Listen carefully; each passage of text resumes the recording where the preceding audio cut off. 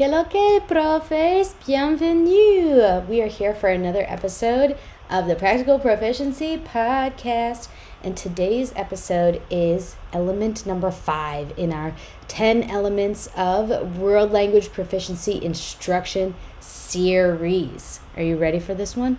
This one's big news. We're talking all about output. Output's a big one. In output, we need to address this very important word, and that is output is well-timed.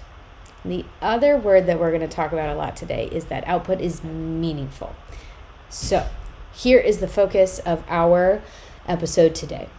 We are looking to make everything that we do in our classrooms focused around meaningful opportunities for our students to use the language in context. So anytime that you're asking students to do this, it's for a specific reason, it's for a purpose, and it's only for meaning. Here's the golden rule with this. When you're working with output, you are providing meaningful opportunities for output only after tons and tons of input.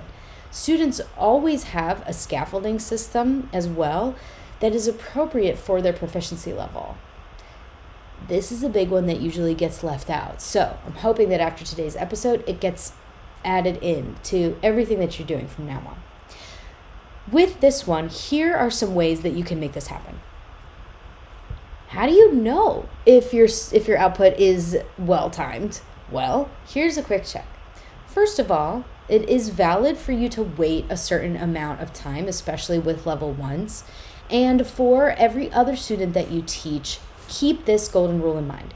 You need to wait until 70% of your students can understand and kind of use 70% of whatever you're trying to teach them. So whatever they're trying to acquire in class, make sure that you ask them to try something out and that about 70% of them can do it before you ask them to produce anything.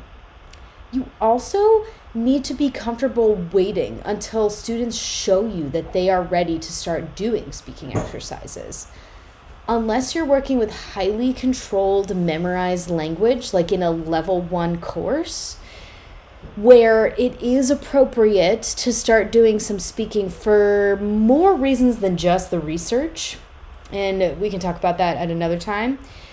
You would only want to use highly controlled memorized language with students who don't have a lot of language in their heads yet.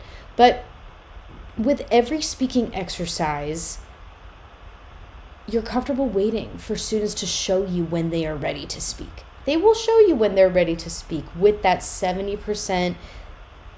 Okay, they kind of understand what's going on and they're kind of able to replicate the speech that they're hearing.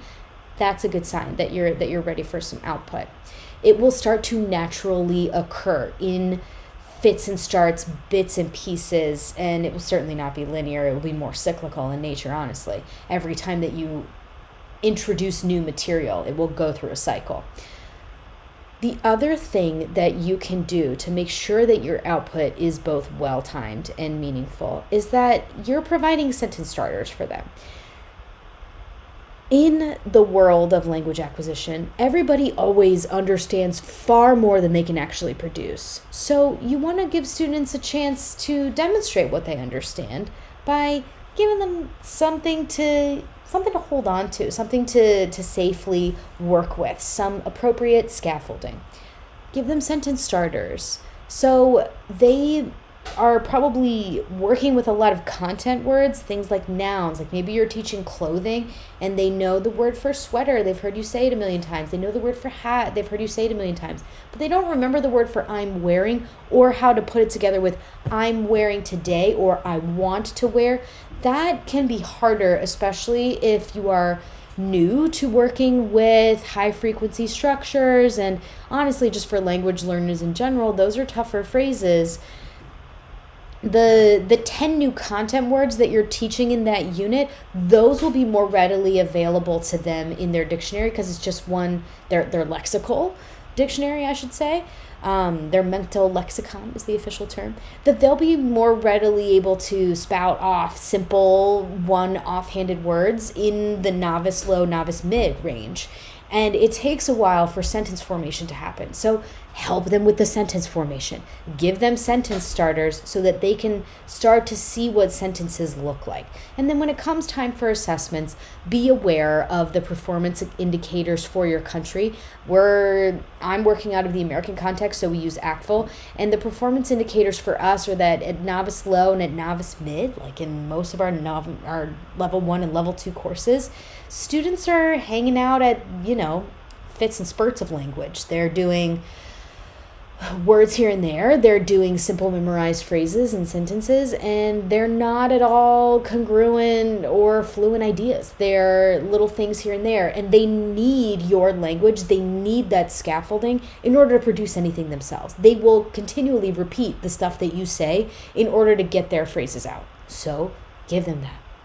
Once they get to novice high and when they're starting to creep into intermediate low, then you can adjust that scaffolding and you can adjust those sentence starters to push them further into the higher level that you want. Your sentence starters will look different at that level.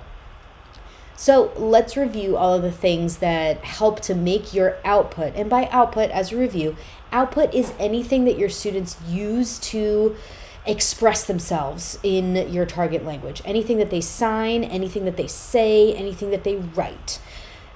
Let's make sure that it's well-timed and meaningful. Timing is everything with output. It takes time for your students to be ready for this.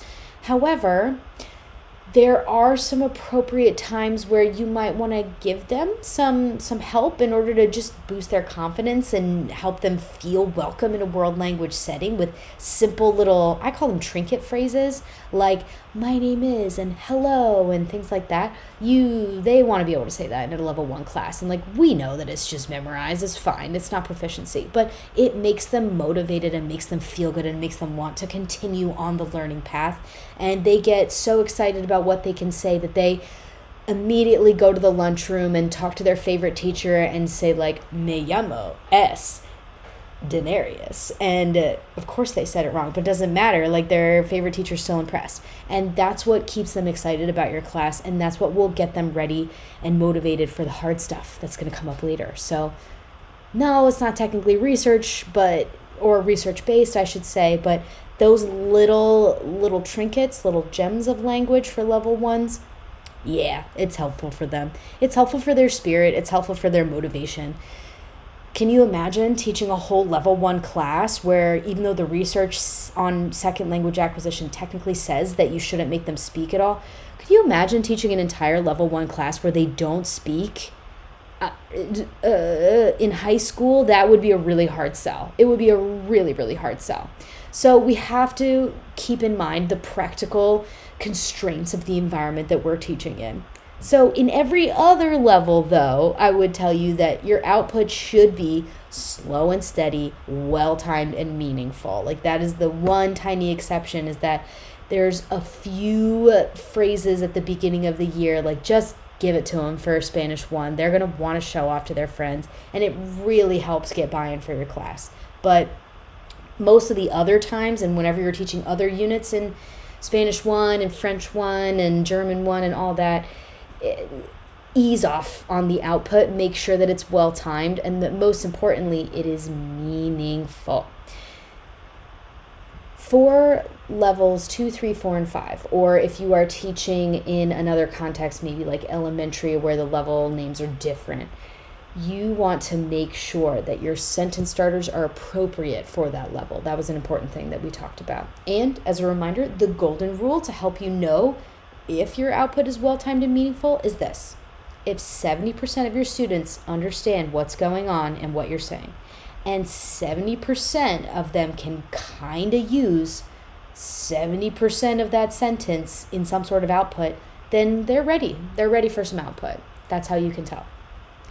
Thank you so much for being here for this episode, and I'm excited to hear about all of your output opportunities. Now, if you're looking to get some good karmic give back and to brighten your own day, then be sure to rate this podcast if it helped you and to share it with a colleague, because we're all looking to make this journey a little bit easier together, and we would love to have them as a part of our La Libre community. So thank you very much for sharing a little bit of your time with me today, and I will see you on the next episode where we dive into element number 6. I'll see you then.